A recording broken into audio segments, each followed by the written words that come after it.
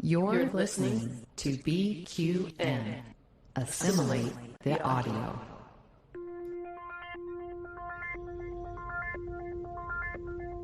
Engage. 78 years have passed since the days of the original USS Enterprise. Now a new Galaxy Star ship has been designed.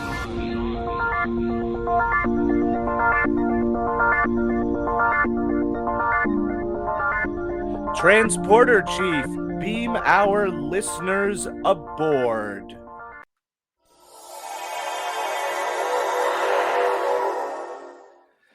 Welcome to Galaxy Class, the Star Trek The Next Generation podcast. Here on the BQN. Oh, more people are beaming in.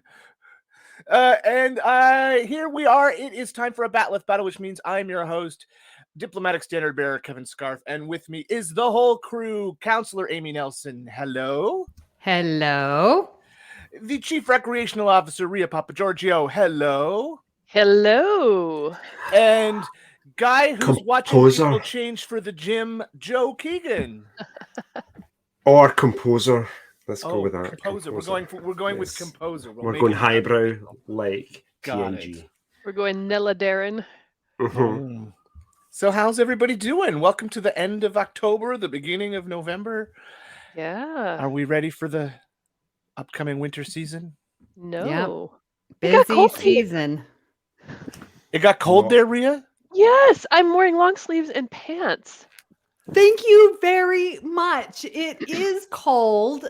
Yes. I mean, 70s, but I know. Below 80 equals winter. It's winter. Yes. I was not expecting that. I feel like bait and switch. It's funny to hear you say that when you just moved to Arizona. Yeah. It happened fast. I was caught off guard. Yeah, it was. Well, it is currently 2 degrees Celsius and clear here in central Ontario. Hmm. And Kevin, I'm liking the haircut. Looks very good. Thank you. I got it cut real short because I have to wear a wig soon, many Ooh. days. So, Christmas season is a coming, ho ho ho, and I've got a busy season coming up, so I'm excited about that. Kevin, the don't say scarf. ho ho ho. It's still October. You'll get to say ho ho ho Oh, before. Well, maybe you do, but like not on Galaxy Class. Just don't. I'm sorry. Just I'm don't do sorry. that, I'm please. sorry. It's done now. So Okay. I will True. move along, and yeah, my season starts next weekend. So people Wow. want family Christmas portraits done before Christmas. So yeah, For their so I'm cards That's and awesome. stuff. Yeah. Mhm. Got it. So everyone else is good. Anything new and exciting? Well, we have the final episode of Lower Decks, so Oh, that was yeah. really good. Yes, it was. I love that show so much. It was very fun. We got a nice Admiral Picard reference in that episode. I thought that was fun. Yes. Hilarious. I mean, they're just, those writers are geniuses. Yeah, I they loved are. how it sort of tied everything up in a nice, neat little package. Mm-hmm. All the storylines seem to wrap up in a little bow. So Except for one. And it's funny because for like the first time, I actually kind of semi-predicted the way things would tie up, but I'm still waiting for the Peanut Hamper Agamus collaboration resulting in Take Over the Galaxy. I wondered if they were part of the AI that was running the Texas class ships at first. When I heard the Interesting. voice of the whichever the name of the ship was it the Houston or the Alito. Alito? Yeah, and I thought, oh, maybe that sort of sounds like Jeffrey Combs, but I don't think it was. No, but I bet you they're not going to let that thread drop, like the way they brought T'Lyn back after an entire season. So And the exciting. post-credit scene. Do we spoil it, Rhea? Because the other two didn't even know it was there. Oh, not I spoil say it. let's not spoil it, but I see that potentially tying into something else in the future. So, And then because we're living in a time of plenty, there was the Prodigy premiere this week too. yes. Which I haven't seen yet. So Well, I think talk you might amongst enjoy it. yourselves. Yeah. Well, all we'll say is they finally get to meet someone from Starfleet. Haven't they already? Janeway? They've only met the Janeway hologram. They haven't actually met a Oh, a Starfleet, a person. physical real- Starfleet personnel person. Got it. Yeah, Yes. things don't go quite the way we want them to, Of which course makes for not. good television. Yes. Exactly. Yes. It does not disappoint. Yeah, this is a kid show that I love. Yes. Aaron Waltke, we love you. You're amazing. Mhm. Yes. Well, shall we just journey on and see what our listeners have to say about our previous episodes, or do we have anything else we need to talk about now here in the upfront part? All right, Let's we will. see what our listeners have to say. Okay. Logs accessed. So we had some feedback about our Trivia with Jim episode from a couple of weeks back. Rhea, did you want to read the first one there? My dear friend and former supervisor and Quad Cityan and father of Star Trek fan Lydia. Alex Ortega says, great episode of trivia. There were some deep cuts. I definitely have a hard time too. Yeah, that was not an easy game last time. No, it was, I think, a great balance of hard and less hard questions. Jim does such a good job with those. He does. Yeah, and that he gets those bonus or the extra hints. Like he's very prepared. That's what I love Yes. about it. And the topic titles were hilarious. So thanks Yes. again, Jim. You rock. Yes. Well, speaking of Jim, Amy, do you want to read Jim's comment? Yes. Jim says finding the right balance between easy, medium, and hard questions can be a real challenge sometimes. Joe was still entertaining with his answers, though. And then I said, the Queen is always a great answer. And Jim says, Angela Lansbury, too. Angela Lansbury. Yes. Angela Lansbury should be the answer to everything. About like Yeah. 42. Agreed. Our friend Karen Bork says, wow, Jim, your questions are so hard. Karen, I totally agree with you. I'm going crazy after that quiz. Good job, though. My husband, who is not even a Trekkie, enjoys your trivia sessions. Thank you, Yay. Karen. That's That's awesome. Yeah. That's awesome. That's actually good to know because, sometimes my students are like, what, let me listen to your podcast. And I'm like, they're going to be bored to death. So it's good to know some episodes that non-Trekkies enjoy so I can share that. Thank you. Yeah. Well, that's about all the feedback we had. So why don't we move along to our main event? This is the captain. Senior officers will report to my ready room immediately. So this is Batleth Battle 28, Aquiel, Season 6, Episode 13, versus Loud as a Whisper. We've taken a listener poll. We have watched these episodes ourselves. We are ready to duke it out and see which one comes out on top. So why don't we start with Aquiel, because that's how he came up in the order. So who would like to do a quick summary and recap of Aquiel? Well, Amy wants to do Loud as a Whisper. So I know. I was, it's I was up going to to say Rhea Joe and or I Rhea. to- Who would like to do yeah, Aquiel? Who wants the punishment of having to do Aquiel? I will do it. Okay. The much beloved episode Aquiel. Maligned? You mean maligned? I would say maybe over maligned episode, but anyway, I don't even remember how the episode starts, except that The communication Communications array. array is going down. Okay. And so these urgent messages that have to be transported back and forth, the stakes are extremely high. extremely The high. Pony Express is broken down. So this is, high stakes. the Subspace Pony Express. So at any rate, the Enterprise D goes to investigate. They find the station unmanned or unwomaned, but they do find, I love when Beverly says cellular residue. I don't know, anyway, they find cellular residue. So they're investigating what happened in this station. Geordi starts looking at the files of an officer presumed dead, Aquiel Lunari, and, she bears a striking resemblance to Dr. Lexi Carver from Days of Our Lives, so he has kind of a crush on her. There's a dog. So it's a mystery of what happened to this station and who killed Aquiel. there was evidence of some Klingon interference, so Captain Picard contacts, the Klingon Empire, pulls some strings, drops Gowron's name a few times. Klingons investigate, only to find that Aquiel's not actually dead. She ran off in a shuttlecraft and looks and acts very, very guilty. But Geordi continues to develop a relationship with her, even though there's an ongoing investigation. Things start to get a little creepy between the two, and long story short, they find out that there's a shape-shifting coalescent creature. Now I can't remember what it was called. Is actually the one that killed Ensign Rocha, and the Klingons stole the codes, and Geordi wants to put in a good word for Aquiel, even though she's done nothing but bad stuff, and the end. And the dog did it.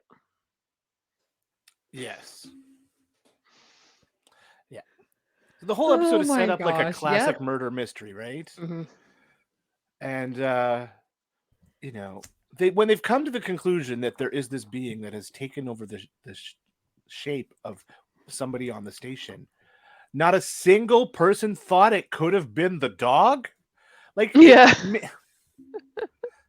like yes, there were two humans on the ship, or humanoids on the ship, but there was also this dog. And who brings a dog on a space station anyway? Well, I guess lots of people do. Well, you can't say lots of people because it's not that common. Right. No, Data has like 20 cats on the Enterprise D, though.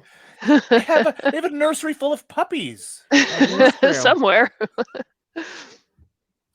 So yeah, Aquiel has a dog. That's fine, but it's a large dog. It's not a small dog.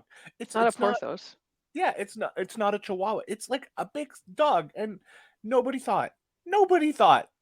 Oh, it just makes our heroes look dumb.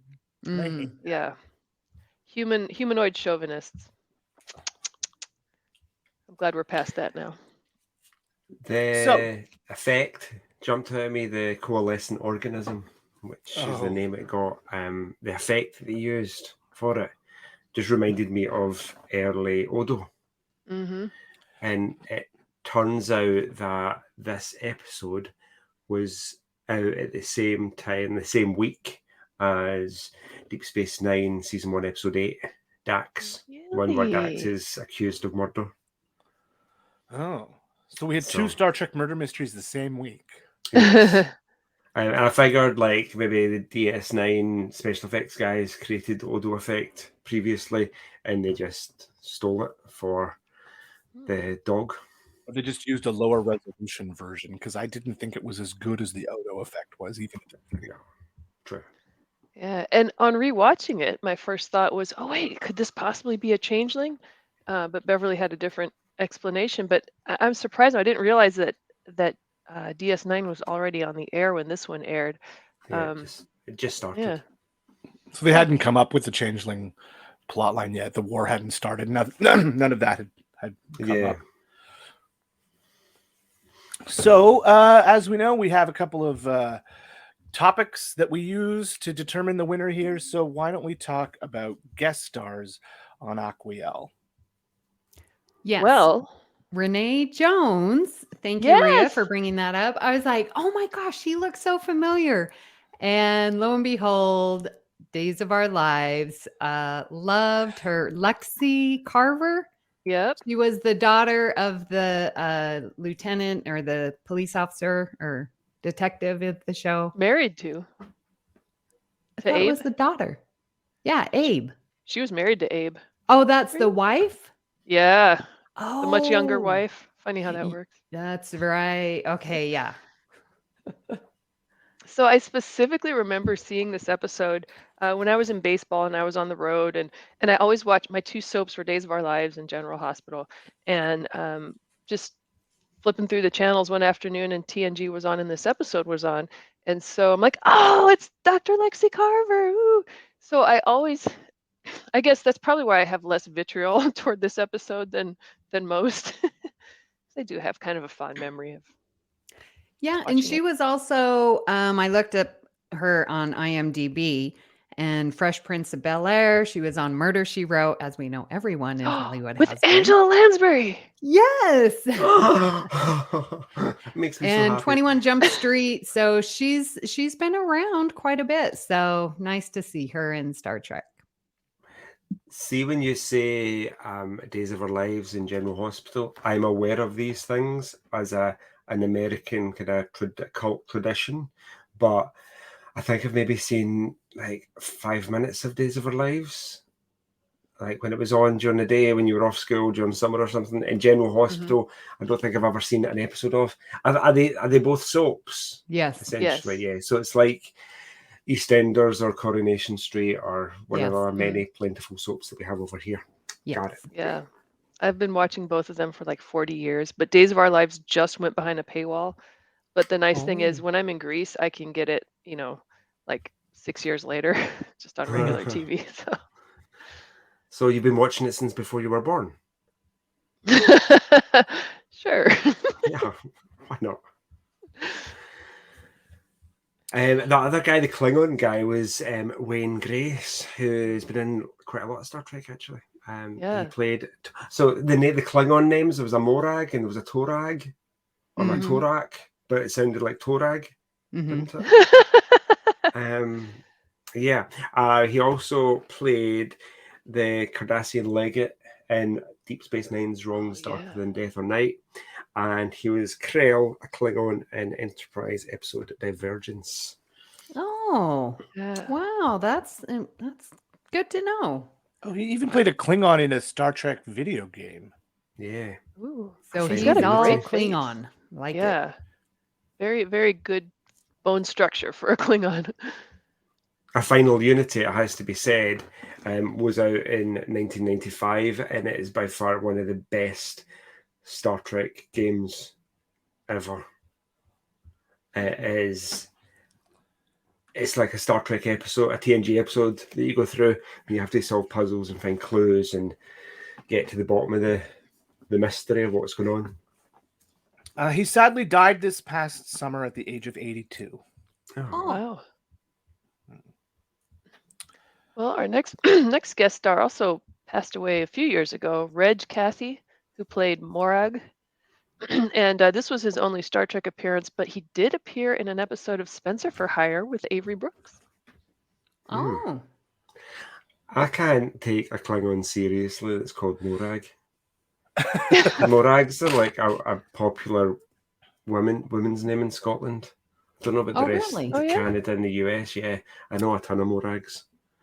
It's not Really? a hugely popular name here, but when I was a kid, there was this Canadian sketch show that was hosted by a married couple, and the show was called Smith and Smith, and their names were Steve and Morag.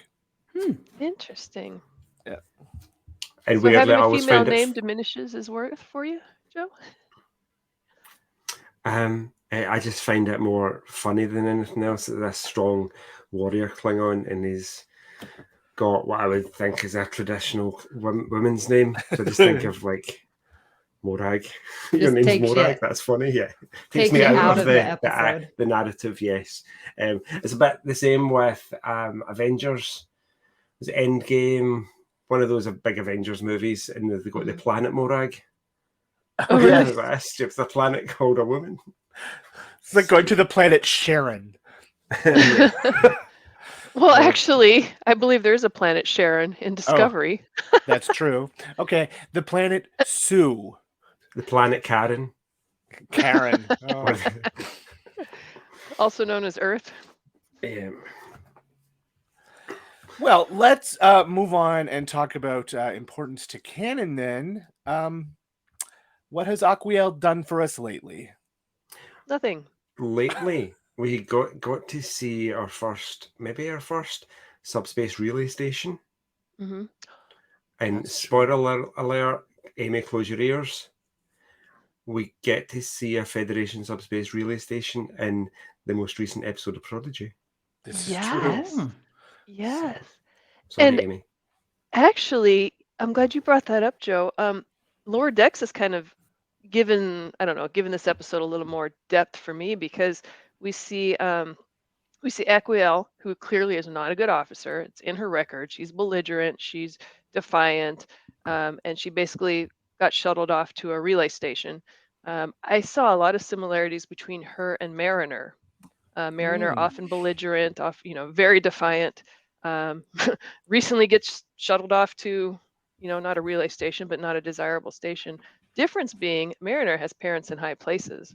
Aquiel does not. And so I thought that was kind of interesting. But with Geordi trying to put in a good word for her, she sort of has that advocacy that Mariner has. So again, that strengthens your comparison. I like that. Yeah. Can we talk about Geordi for a minute? Yeah.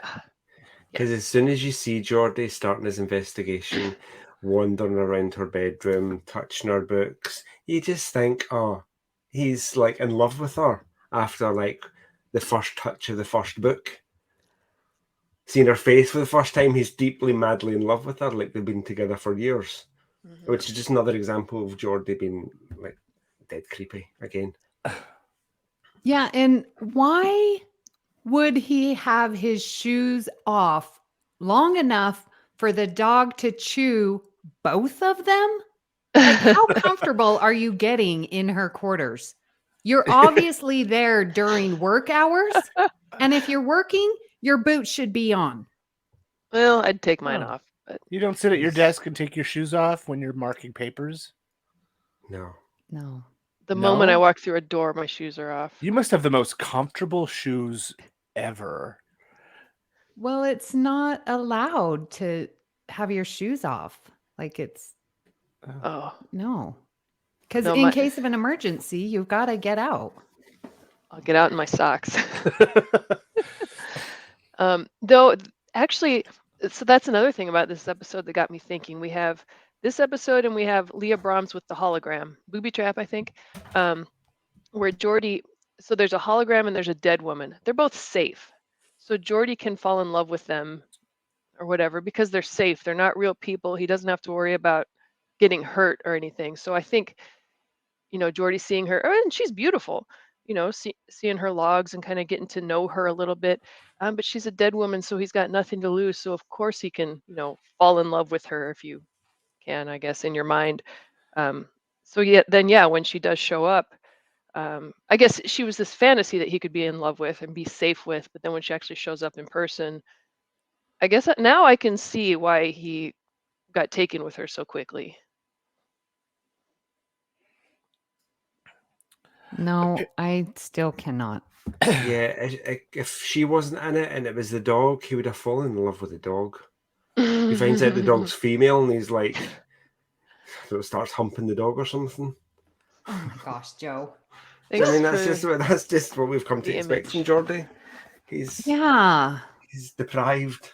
And again, like it's sort of the same thing with Leah Brahms. Like on the second episode where she is alive, it's the same story on repeat. It's oh my gosh.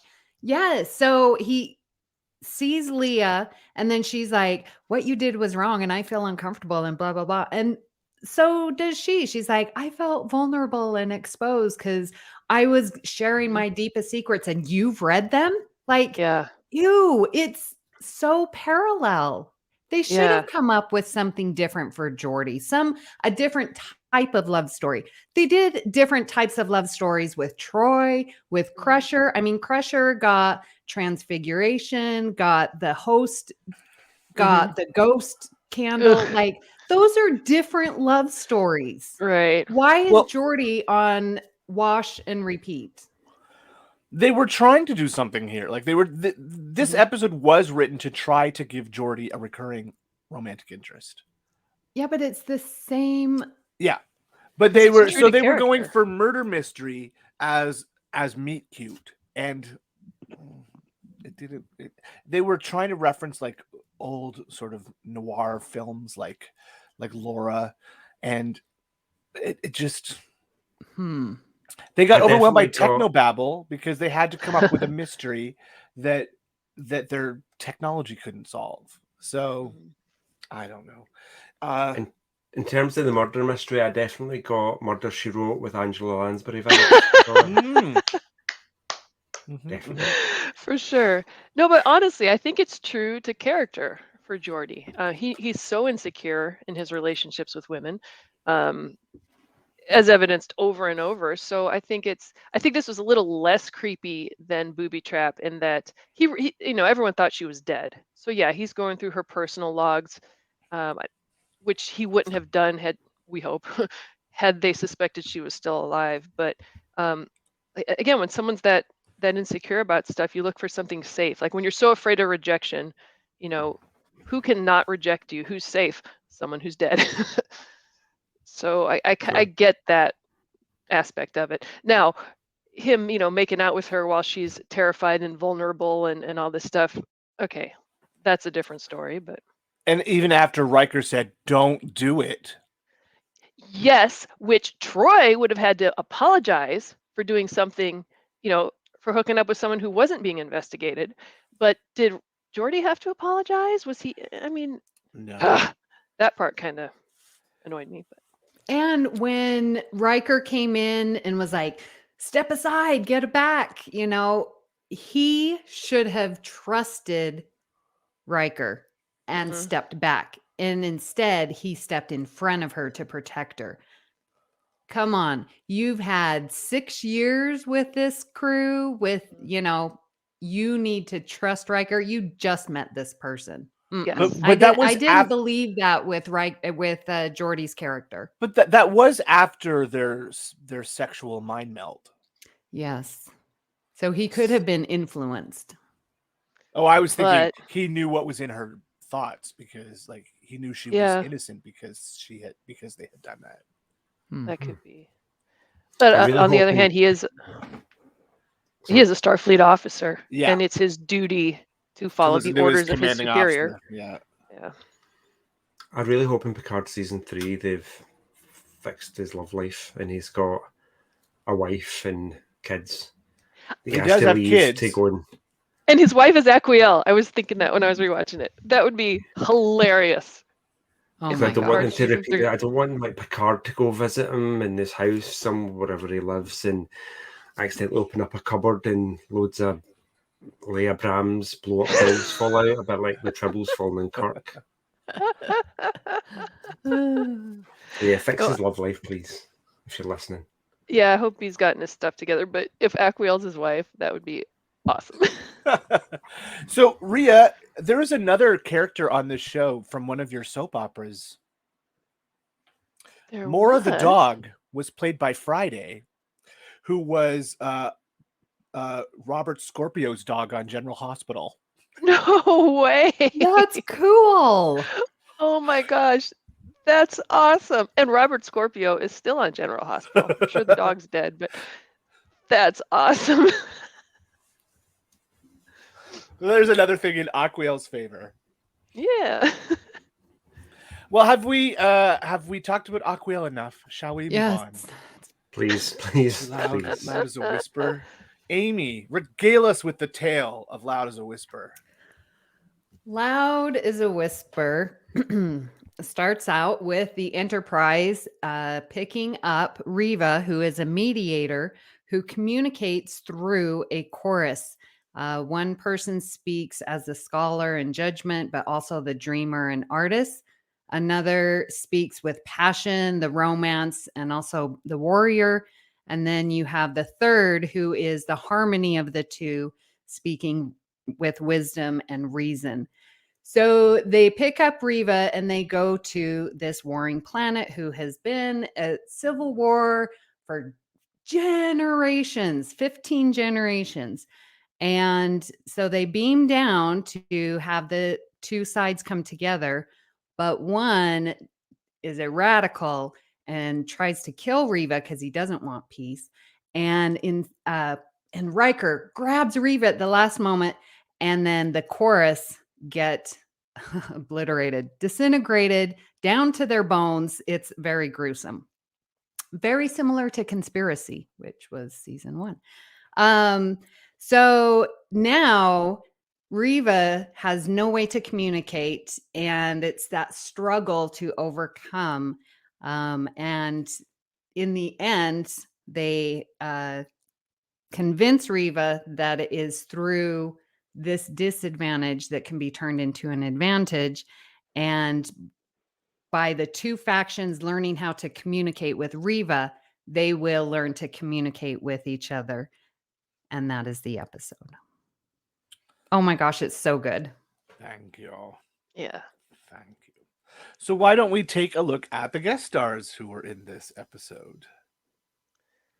Howie Seago is the one who played Riva, and he was amazing. He was absolutely amazing, and he actually is deaf. And I'm so glad they didn't try to put a hearing person into this role, but I just thought he was incredible as Riva, and really creepy when the script called for it. Creepy? Well, the hitting on Troy part. Okay, let's just talk about that, because I don't feel that it's creepy. I feel that there is a natural connection between them, in part because of their roles as communicating with others. Like, I feel it more as a professional on the verge of becoming something. I did not take it as creepy at all. I think Troy was in a spot where it's like, oh, maybe there is something there, but I'm at work. So how do I balance it?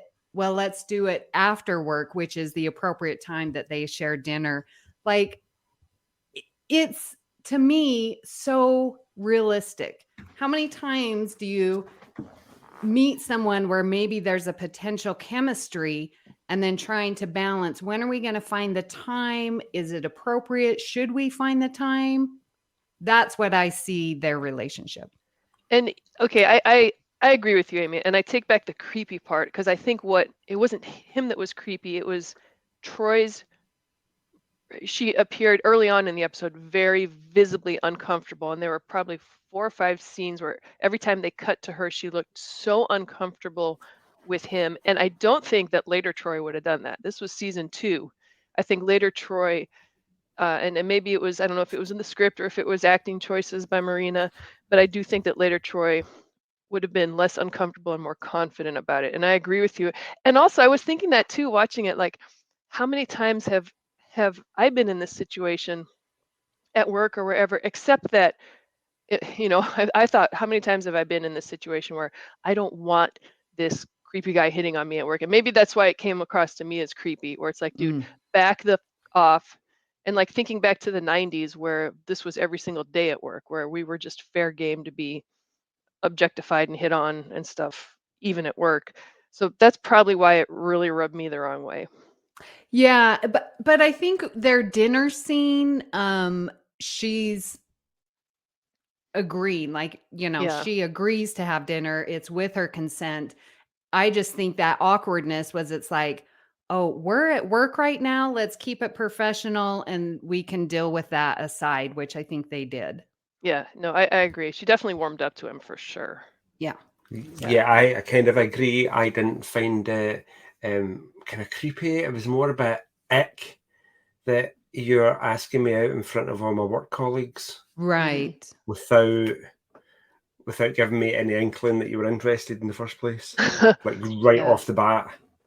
Which Let's really, I sort of thought, like, well, Troy could escort me. Wink, wink. Yeah.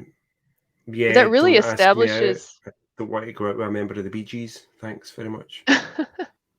Yes. Now that you say that, absolutely. Yes. But it really establishes his character, his not just confidence, but outright cockiness. And that's just another way that it manifests.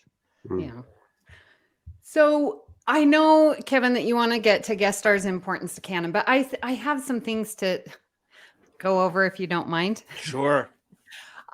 Okay, listeners, if you've listened to me at all, you know that I absolutely love this episode. And every time I watch it, I get new stuff. And so I have a couple of nitpicks that I want to go over with you guys, because I want to see your take on it. So why does Picard, Riker, even Worf not know that Riva is deaf and speaks with a chorus? Like, they act surprised when they meet him. Well, didn't he negotiate the peace between the Klingon and Federation? Like, why would they not know this? Don't they know that they have to have accommodations for 4 people and not just one person? Wouldn't they know that? You would think. Yeah. Okay, so that's just a bad story plot. Mhm. I think Okay. so, yeah. Which I don't think would have happened in later seasons. Right. Yeah. And then one thing that I really wanted to discuss was his chorus, serving him for life. Mhm. And it says that it's been a tradition in our planet from the ruling line of family. So to me, that gives me tones of like monarchy and maybe like, Subservience. yeah. Yeah. Is his chorus are they Are they slaves? indentured servants? Yeah. Yeah. Like Mr. Hom. I mean, it's because she's kind of heir to the holy rings, holder of the chalice of reeks, and something about sacred rings as well. Yeah, Mr. Hom's her personal valet, and she's kind of semi-royalty. Yeah. So do we, I mean, Is that I don't okay? think I like that. And so what I did in my headcanon was, well, the chorus is doing this by choice because they are serving the cause of what he is doing, his purpose of being a mediator, of creating peace in the galaxy, Right. that they are supporting him by being his chorus. Yeah, not everybody gets the chance to do it. It's a really good gig if you can get it, because you're going to be serving the ruling family. It's about like being one of Beyonce's backing singers. Yeah, actually, that's a great way to put it.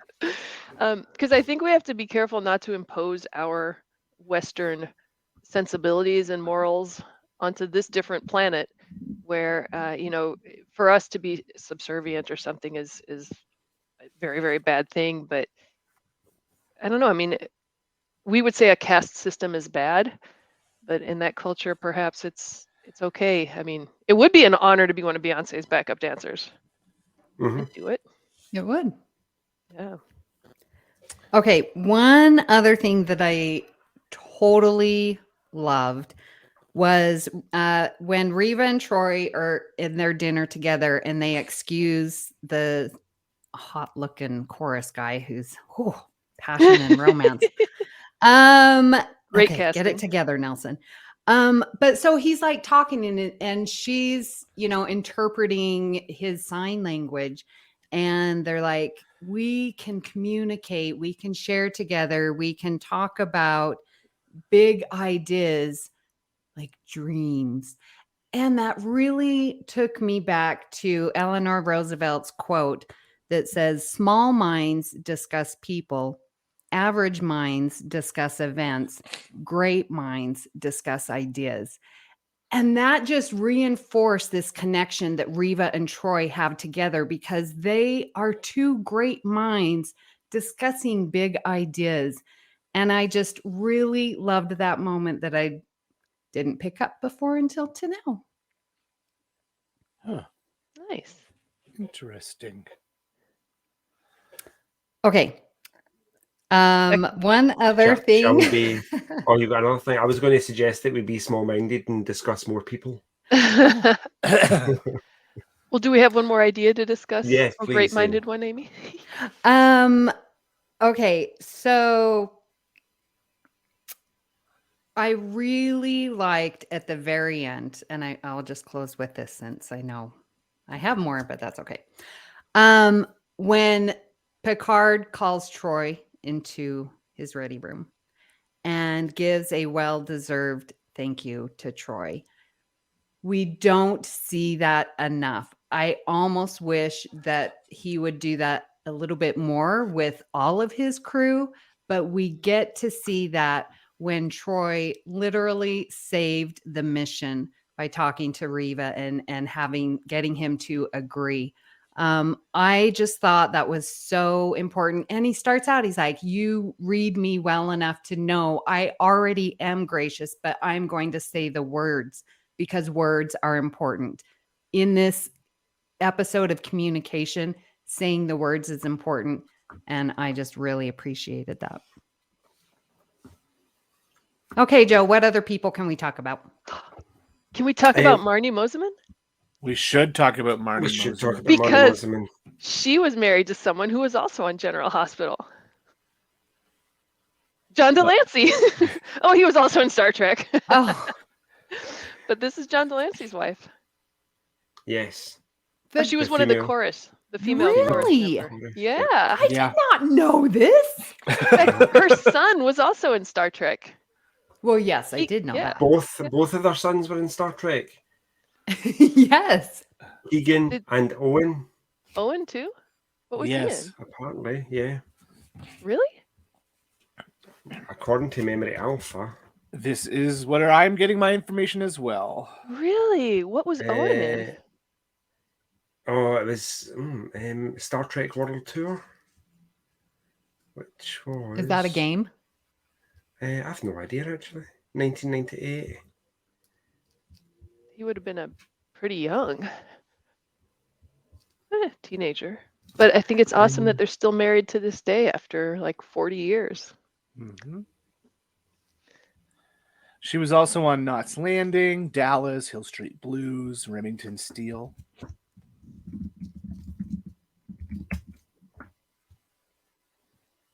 Star Trek World Tour was a traveling museum exhibit. Mm. And Owen Delancey played Q's son. Okay. Keegan Delancey then went on to play Q's son, the same role in the Voyager episode Q2. And he was awesome in that role. He was so funny. We should also mention Leo Damien, who, weirdly, who was the hot chorus guy, the lust passion guy. He was in an episode of Murder, She Wrote. But his CV is not very long. He Yeah. did not work as an actor for very long. He could be a model. Am I right, Amy? And the other chorus member, Randy Oglesby, Mhm. he's only one of 5 actors to portray 7 different Star Trek characters, along with Jeffrey Combs, J.G. Hertzler, Von Armstrong, and Thomas Kopachi, who I don't really know. But he had quite a few characters in Enterprise. Oh. Yeah. He was also in a couple of DS9 episodes and Voyager. Oh, no, maybe he only had 1 or 2 characters in Enterprise. On But he was Enterprise, Degra. He played Degra, yeah. Yeah. Recurring. Oh, Zindi. that's cool. Yeah, I did Wow. not know that he was in Loud as a Wow. Whisper. I'm glad we're talking about guest stars. Yeah, me too. So those are your guest stars. Oh, did we talk about Riva himself? Where he came from? Briefly. This was his only Star Trek appearance. Mm-hmm. And it was his idea, right? Didn't he send this idea to the producers? Oh my gosh, did he? Because that's awesome. Okay, we have to mention Richard Lavin, who was one of he was the Solari leader, one of the factions. Mm-hmm. He was also the second Edo mediator in Justice. Ah! The police line with the What? kind of the grey on, yeah. Oh, So that's it's- cool. It's Nice. worth looking up the aliens. Who Yeah, is this definitely. one? This Chip Heller. He was the other leader guy. Nothing of note, but he's been in 150 films and TV shows. Oh my gosh. Wow. And then Well- there was John Garrett, who again, he was a dancer in both Grease films. And an uncredited extra, Michael Braveheart, he's done a bunch of Star Trek stuff. He's been in, he had a recurring character, Martinez, in TNG and also in First Contact and Insurrection. And he's also been in Voyager, a bunch of uncredited characters left and right. Enterprise, pretty much all uncredited. He's just in the background. Yeah, You take the work where you can get it. Yeah. absolutely. Hey, you can't have a show without the background. So, Howie Seago did petition the producers of Star Trek to create a show about deaf people. And he also, in the original draft, he learned how to speak overnight through a mechanical translator, and it was Howie Seago who said, "No, let's scrap this." And he suggested the ending where they learn to speak sign language together. Oh, that's awesome. The perfect ending. Yes. So good. Yeah, and that's something. Again, if they had used a hearing individual, I would have been so disappointed. But because he's so expressive and he's so beautiful in his signing, and then there's the one scene. Here's my nitpick: when Data learns how to sign to communicate with him, and Riva can hear, and Picard's speaking to him, and Data is signing, and again, very poorly. I'm just to Riva when Riva, can hear. And I'm just like, Data, why are you signing? Put your hands down. Put those android hands down. Riva can't hear. Yeah, he can't hear, but he read lips is what you mean to say. He's deaf. Oh, read lips. I'm sorry. He can read Yeah. lips. He can understand. I'm sorry. Thank you. It's like, Data, why are you signing? Put your hands down. Yeah, I sort of thought that too. I was like, well, he can read lips, but it's okay. I let it fly. Leads to another nitpick is there are a few times, and again, I don't think this would have happened in later seasons, but when the chorus is first killed, like the one scene where Picard is grabbing him and shaking him and shouting at him. Why are you shouting at a deaf man? Well, I do like that scene in the moment. Like sometimes you just can't control the volume of your voice. And so, but he's still saying it, reading the lips, to Riva. And what he's saying is remarkable. You are not alone. Yeah. We are all in this together. Like how comforting, whether he's screaming it or not, he's saying the words and Riva is hearing it. I guess that I know if it were me, I'd be like, why are you shaking me? Why are you, being so aggressive and screaming at me? Where if you want to say you're not alone, we're in this together. Yeah. Say it calmly. But again, just another nitpick I had.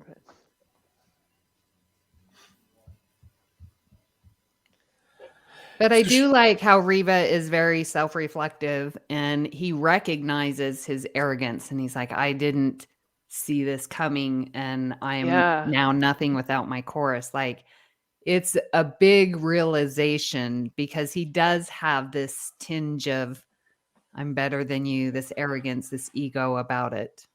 Mm-hmm. Yeah. And that takes a big person. Yeah. Shall we talk about importance to canon with this episode? Yes. I don't think there was a lot of continuity except for maybe that scene where Pulaski was offering Geordi some alternatives to the visor. Yes. Agreed. That's about it. And we hardly ever hear about that again, right? She offers it, he says no, and then in Insurrection, I guess his eyes are regenerated, but. Mm-hmm.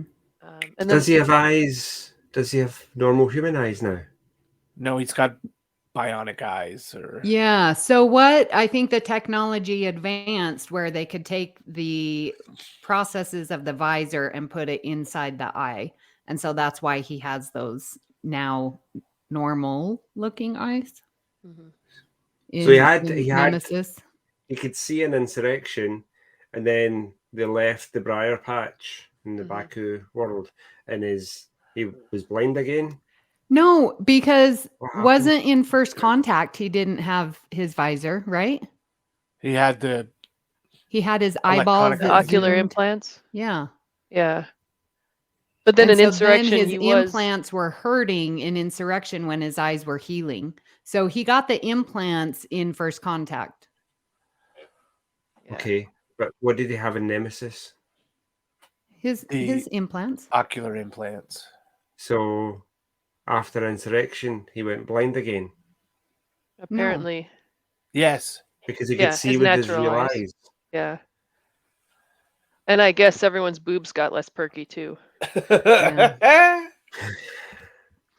It happens. But another I guess canon influence to canon was just I guess the mention between the peace treaty between the Klingons and the Federation. Yeah. Yeah, and we do learn about that Riva helped do that. That's important. Yeah. And didn't Worf say before him there was no Klingon word for peacemaker? Yeah. Which is why Worf doesn't like him. Right. Okay, the effects of the metaphysic radiation and insurrection were temporary, and so that's why Nemesis had to go back to using his cybernetic eyes. Right. And then the women had to go back to using bras. Ugh, bras. All right. Well, that I think that pretty much sums up Loud as a Whisper, don't you think? Any other final thoughts about Loud as a Whisper before we move on? Well, I will Couple. always have one final comment, but Troy's lips looked fabulous. Her makeup was spot on. There was some kind of like sparkle. It was perfection. I loved it. And No. compared to Aquiel, where Troy only had one word of dialogue in the whole Right. episode, No, this I is much bought a new TV a couple of weeks ago, Mhm. and Troy's pale complexion that Troy has in this episode kind of jumped out at me. I thought she was maybe dressed up for Halloween as Casper, the Friendly Ghost, because she's paler than Data. And the Oh, wow. contrast of the black contact lenses, the red lipstick, and the white face. Mhm. It's like the opposite of doing blackface. Mm. Like the complete opposite. And she was No. very, very, very, very white. All right, I might have to Maybe they rewatch were it. filming. Geisha white. Maybe they were filming this during the winter and she didn't have her summer tan. Maybe your white balance is off on your new TV. Nothing. Nobody else looks like that white. So One of my Just- sisters is pretty white, has really dark hair and really white skin. So I mean, it happens with Greeks. But No, I disagree. Her makeup was beautiful. The another Queen has thing, spoken. yeah. Another thing I thought was awesome was the vaporization scene of the chorus. Like I loved that effect. I mean, it's so cheesy. It is very conspiracy-ish, and the way all Yes. three of them are like, ah. Yes. And the It whole is very concept, conspiracy. Yeah. yeah. And the whole concept of the chorus. That's probably my favorite thing about this episode. I love when they kind of explore different types of beings or whatever. And I just love that whole concept that these three people are so in tune to this one individual and express his thoughts. And I love the way they speak. I thought they did such a good job with it. All three chorus members, and plus Riva's face and Riva's expressions. I absolutely love that. I'd love to see like a whole planet full of. That's what Lower Decks should do. They should go to that planet. Oh no, they'd That's make it what I funny. was going to say. This would be a perfect, swing by mission for Lower Decks Yes. to go pick up Riva. I mean, they've got to pick him up. He's been there for 10 years. Yeah. Yeah. Does he have a new chorus? Inquiring minds want to know. I want to know. Well, we did get some listener feedback on our poll. So should we read some what our listeners have to say about these two episodes? Yes. Amy, would you like to go ahead and read about what Karen said? Oh, Karen, what am I going to do with you? I had to vote against Loud as a Whisper. Oh, Karen, the way Riva leered at Troy made me uncomfortable. She seemed uncomfortable too, but her words said she liked him. Then again, in Aquiel, Geordi got creepy by falling in love with a dead person's personal log entries. I enjoyed the mystery in Aquiel. Uh-huh. Well, thank you, Karen. Hopefully, after listening to this episode, you won't see Riva leering at Troy. I felt the exact same way coming in, Karen. I'm like, oh, this is 2 episodes of creepy romance issues. Then we have a comment from Jim McMahon, who says, neither is a favourite, but I picked Loud as a Whisper. Even though it doesn't age well, I like the ending better. Both sides of the dispute having to learn sign language, and then Aquiel, which was basically the dog did it. Yeah. Your And dog's doing it too, Joe. Yeah. Boy. There's another thing I love too. Both sides having to learn sign language to communicate. That's so beautiful. Greg Molumby says, the only thing I remember about Aquiel is the dog. It was a pretty boring episode other than that. I've gained a new appreciation for Loud as a Whisper because of Amy Nelson and because they genuinely cast a deaf guy for the role. Yeah. And Brian Smith said Loud as a Whisper had the lesson to take a disadvantage and make it an advantage. Also, the very cool and unique phaser effect of the chorus and Rebel being shot.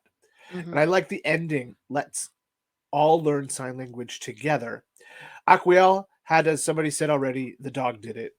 Also, Creepy Geordie and reading the dead person's logs. So, seems like we're all on the same page.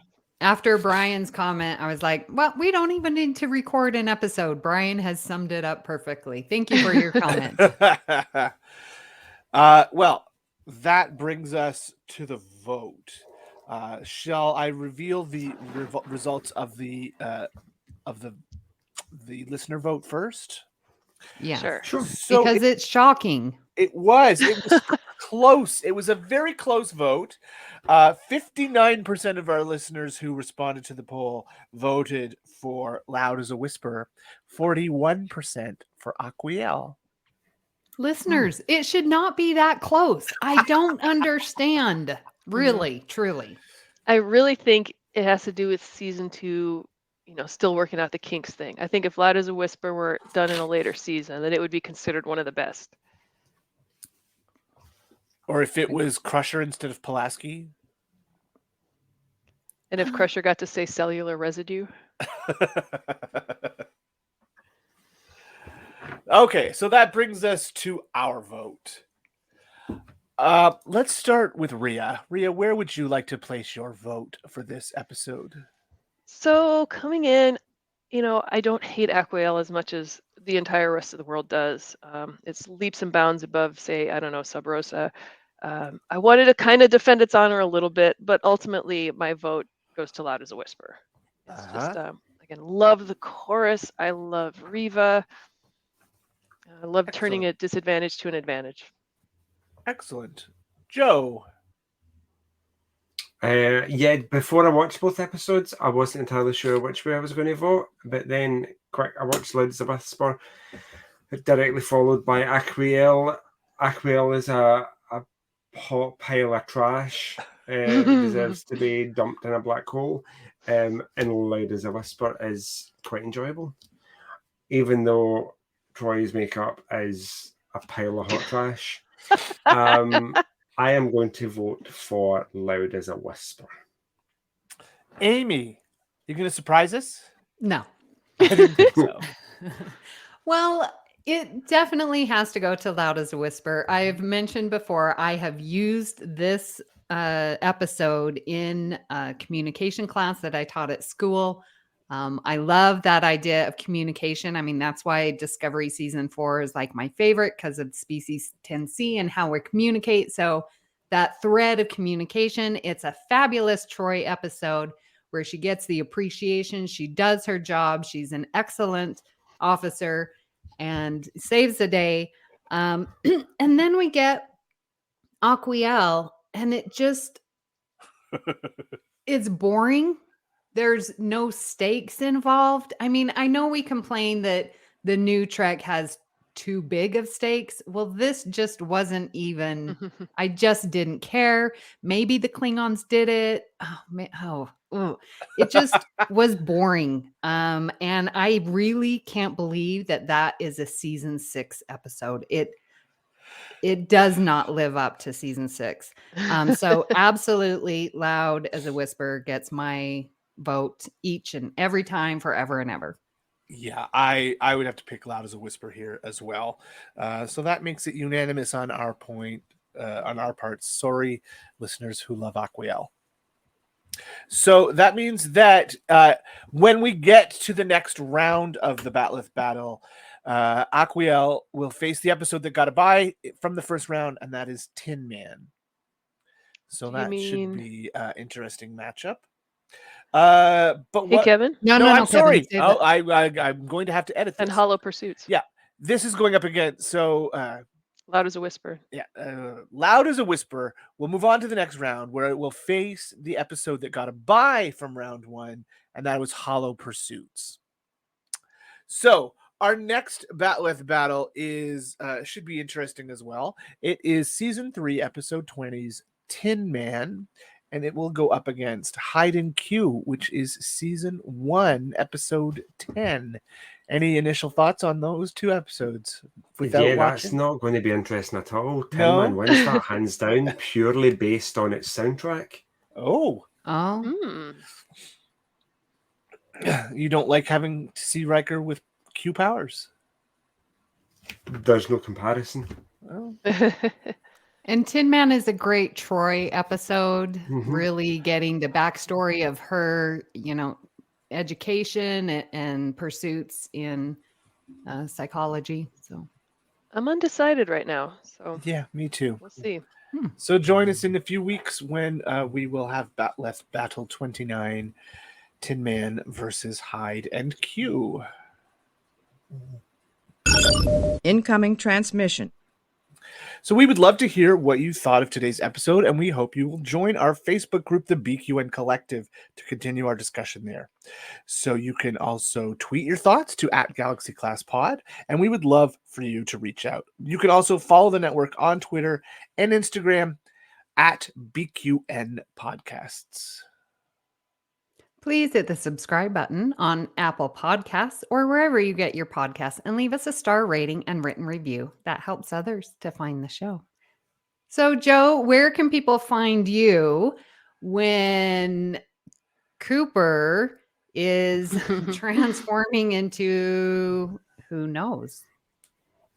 As some kind of hell beast, which Yeah. is what he is normally, so there would be no difference. So you can get me on the BQN, our Facebook group. You can tweet me on the Twitter @JoeyJoe77UK, and you can also email me, joepodcasts@gmail.com.